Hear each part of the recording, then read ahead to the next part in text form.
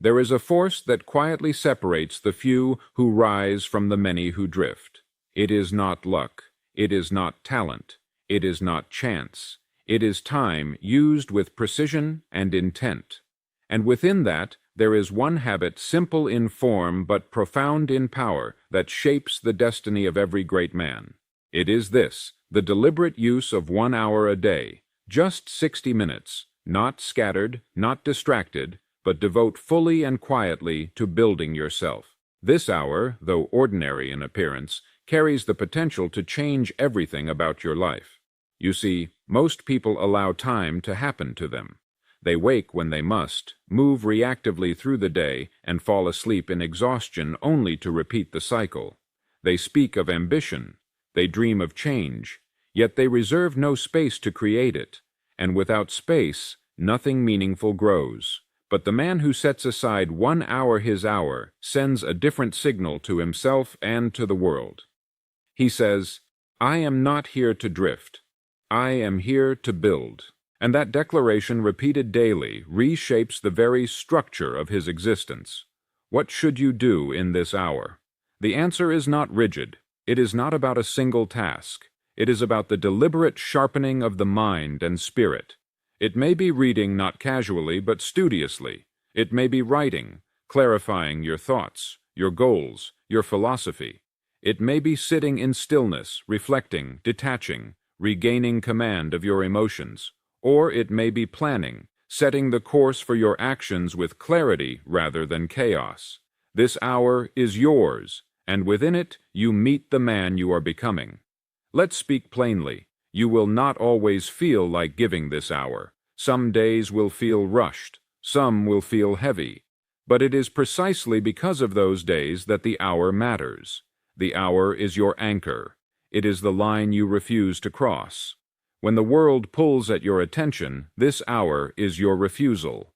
When fatigue tempts you to coast, this hour is your resistance. And slowly, day by day, you begin to notice something profound. You are no longer governed by moods. You are no longer steered by circumstance. You are now led by discipline. Now understand this. 1 hour is not a small thing, not when it is stacked. 1 hour daily is 7 hours a week. That is over 300 hours a year. 300 hours of intentional self-development, while others waste them on distractions and idle talk. While others scroll, you build. While others react, you reflect. While others move aimlessly, you move with purpose. And in time, that advantage compounds into something undeniable. Let's also speak of identity. Every action you take reinforces who you believe you are, and when you honor this hour each day, you reinforce the belief that you are a man of standards, a man who does not need external pressure to act, a man who does not wait for the perfect moment to start, a man who leads himself, and that identity strengthened daily begins to bleed into every area of your life. You become sharper in conversation, more deliberate in decision, more composed under pressure. Why? Because while others let their days rule them, you rule your hour, and in ruling that hour, you learn to rule yourself. Let's address excuses. You will hear them from within and without. I'm too busy. I don't have the time. But these are not reasons. They are admissions. Admissions of misplaced priorities. The truth is, no man lacks time, only focus, and 1 hour is not too much to ask from a man who claims to seek greatness. It is, in fact, the minimum price. The hour does not steal your freedom. It gives it to you because through discipline, life becomes simpler. You know what matters. You stop being owned by urgency. You become proactive rather than reactive. And now let me leave you with this.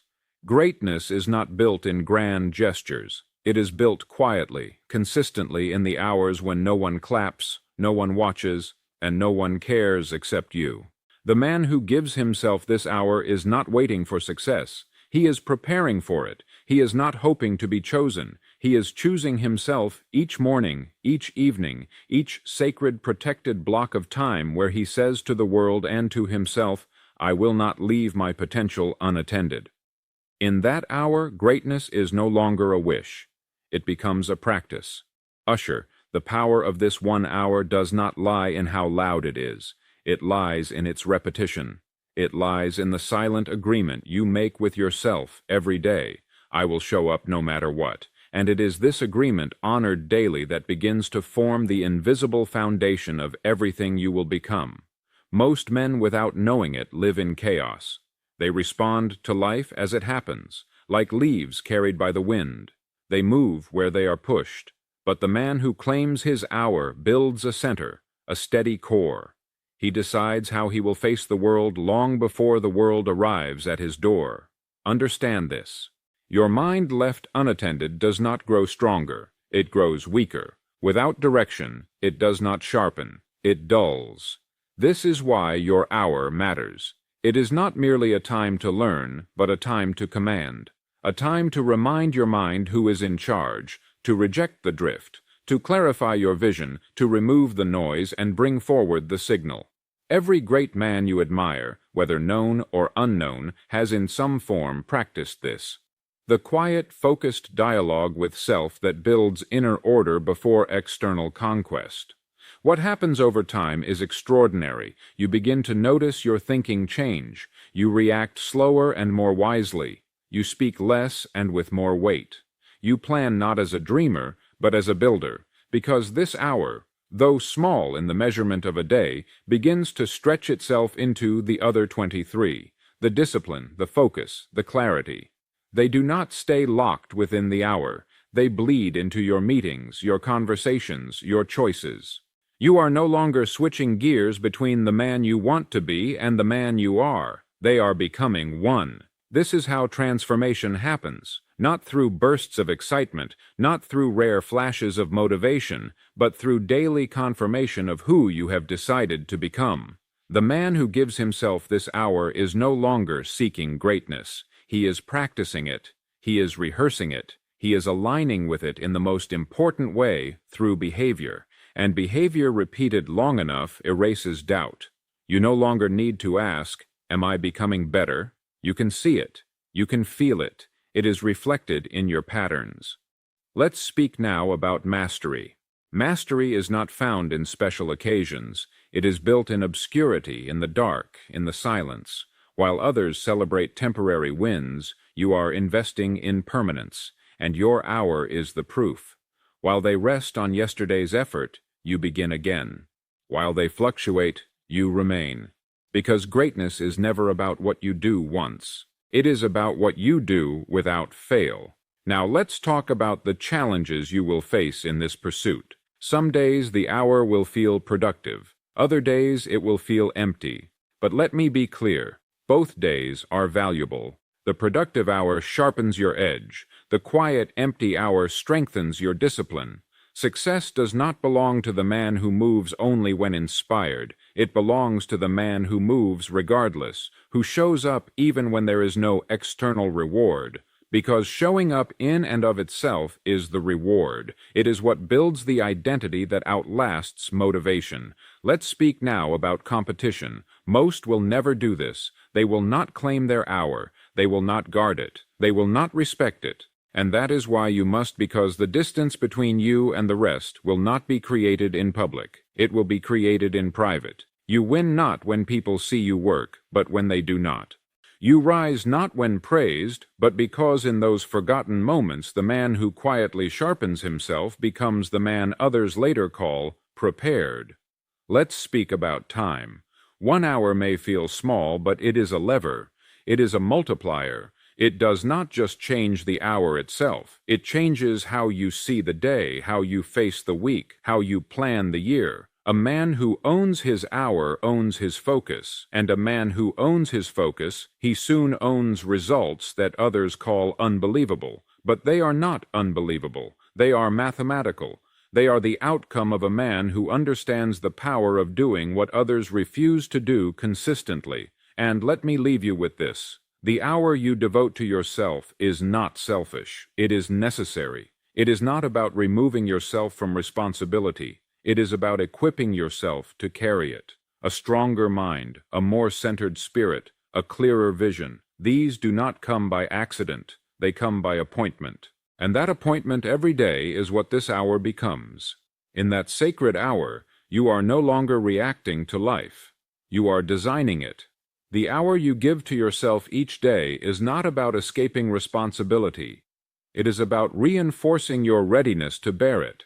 For life will test you in unexpected ways at inconvenient times. There will be challenges that cannot be planned for and pressures that do not ask your permission before arriving.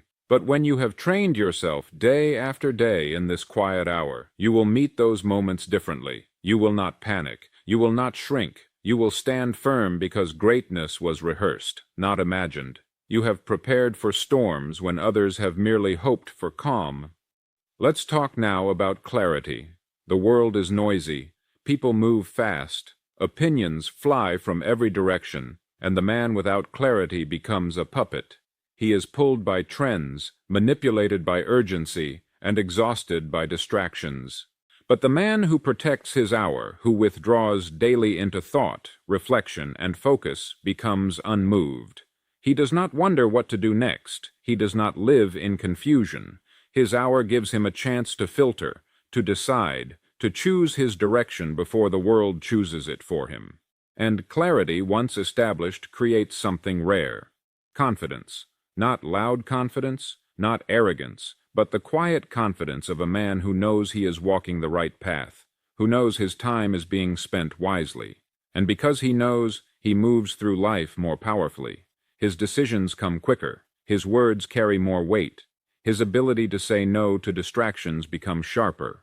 All because his hour carved away the unnecessary and revealed what truly mattered. Now let's speak about learning. There is no growth without input, and the man who acts as if 1 hour will shape his life treats learning as a duty, not a luxury. He reads, he studies, not to impress others but to improve himself. He gathers knowledge not haphazardly, but with direction. He asks, "What must I understand to become who I intend to be?" And then he studies accordingly. This is not passive learning. This is targeted, strategic, and when done daily, it stacks until wisdom becomes instinct. Let's talk about emotional control. The hour you give yourself each day strengthens more than your mind. It strengthens your spirit. In stillness, you notice your tendencies, your frustrations, your worries. You observe them, you learn from them, and slowly you stop being ruled by them. You become composed. While others are thrown by every inconvenience, you remain stable. While others lash out, you respond not because you're emotionless, but because you are trained. That hour becomes your gym for emotional mastery. Now, consider this. When you do something every day, it becomes part of you. Not something you do, something you are. That is the secret most overlooked. They ask, how do I become disciplined? How do I stay focused? The answer is this hour. Not because of what happens within it once, but because of what happens within it over time. Day after day, week after week, month after month, the habit carves itself into your identity away until missing the hour feels unnatural, until showing up for it becomes who you are. Let's talk now about how this habit impacts others. You may think this hour is about you, and in part it is, but its effects extend far beyond. A stronger, sharper, calmer man becomes a better leader, a better father, a better friend, a better creator. Your private victories in this hour produce public results. People may not know why you are different, why you are more composed, why you seem always ready, but you will know. And it will come from the sacred, often invisible work you do when no one is clapping. Let's now speak of temptation. Skipping the hour is easy. Life will offer you reasons. You are busy. You are tired. You are already ahead. But understand this. The temptation to skip today is the invitation to weaken tomorrow. Once you begin negotiating with your standard, you teach yourself that comfort is an option, and slowly, without even realizing it, you return to the ordinary. The man who masters his hour, however, closes that door. He does not allow comfort to become the teacher. He allows discipline to hold the pen. And let's speak finally about legacy. 1 hour may seem small when measured in isolation, but when multiplied across years, it becomes staggering. Thousands of hours, thousands of decisions, thousands of confirmations that you are not here to drift. You are here to lead yourself. and that leadership does not fade. It is passed on to your peers, to your family, to those who watch quietly, wondering how you became so steady, though sure, so rare. Let me leave you with this. This hour is not a duty, it is a gift you give to the man you are becoming. Each time you claim it, you send him a message. I see you, I believe in you, and I will not abandon you. That message repeated daily becomes belief, and that belief over time becomes destiny. Because when a man masters his hour, he does not just control his time, he controls his life. The more you commit to this single hour, the more you begin to realize it is not just shaping your day. It is shaping you quietly, steadily, without asking for recognition. This hour becomes your personal forge. It is where distractions are melted away and focus is hammered into sharpness. It is where excuses are burned off and self-respect is reforged. And over time, something profound occurs. The man who entered this hour out of discipline emerges from it each day with authority, not over others, over himself. This is when the hour begins to do its deepest work. In the early days, it builds momentum. Soon it creates consistency, but eventually it does something far more important. It transforms your nature. No longer are you forcing yourself to be disciplined. You have become a disciplined man. No longer are you struggling to stay focused. You are focused. This is the subtle shift between effort and embodiment, and it happens only when a man commits not for a day, not for a week, but until the habit is no longer something he does, but something he is. Let's talk about standards. A man without standards drifts. He becomes reactive. But the man who owns his hour raises his standards almost without realizing it. Because as you spend time daily refining your mind, your tolerance for mediocrity fades. You stop entertaining weak thoughts. You stop engaging in aimless conversations. You stop giving time to activities that do not move you forward. You simply rise. And in rising, you pull your entire life with you. Now let's talk about clarity. Without this hour, clarity becomes rare. Most people move from task to task, from distraction to distraction, rarely asking themselves if they are even headed in the right direction. But you know, because you've carved out time to think, to plan, to correct. This hour gives you command of your days before your days command you. And the man who commands his days commands his years. Clarity is not found in chaos. It is found in conscious solitude. Let's address resistance, not external resistance, internal. Because even after weeks, even after months, the temptation to skip will visit you. It will come dressed as comfort, as logic, as earned rest.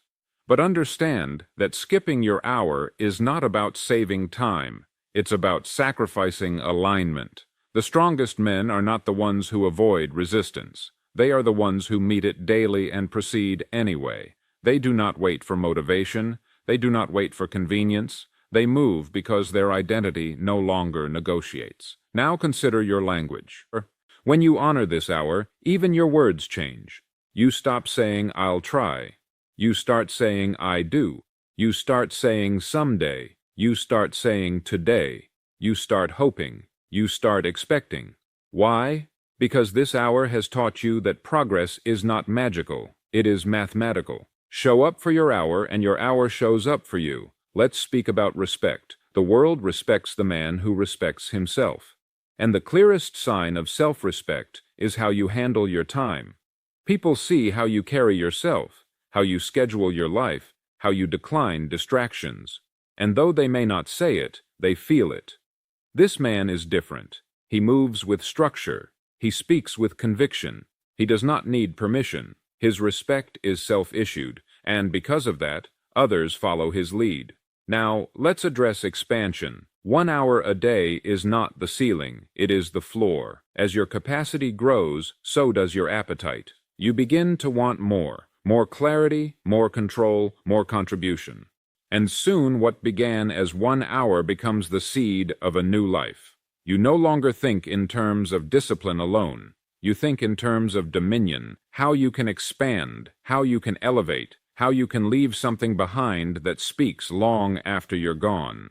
Finally, let's speak of gratitude, because the deeper you go into this habit, the more you realize this hour is not a burden. It is a gift. It is a pocket of time where the world's demands fade and your inner voice grows louder. It is a daily reminder that you are not a slave to chaos. You are a builder, a designer, a man who shapes his environment because he first chose to shape himself. So remember this: the hour is not optional. Not for the man who seeks greatness. Not for the man who knows what he could become if only he stayed aligned. It is his refuge, his gym, his classroom, his throne. And the man who sits upon it daily, man rules his life. As the days turn into weeks and the weeks into months, something profound begins to emerge from your daily hour. You no longer see this time as separate from the rest of your life. It has become the foundation. It has become the root, silently feeding everything else. Your work improves. Your conversations improve. Your ability to decide, to focus, to endure, all improve. Why? Because greatness is not built in public. It is built quietly. It is built when no one is watching.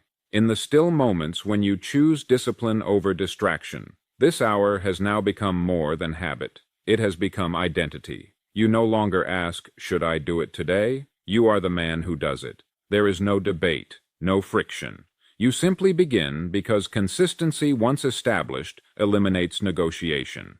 This is why the strongest men do not appear to struggle with discipline.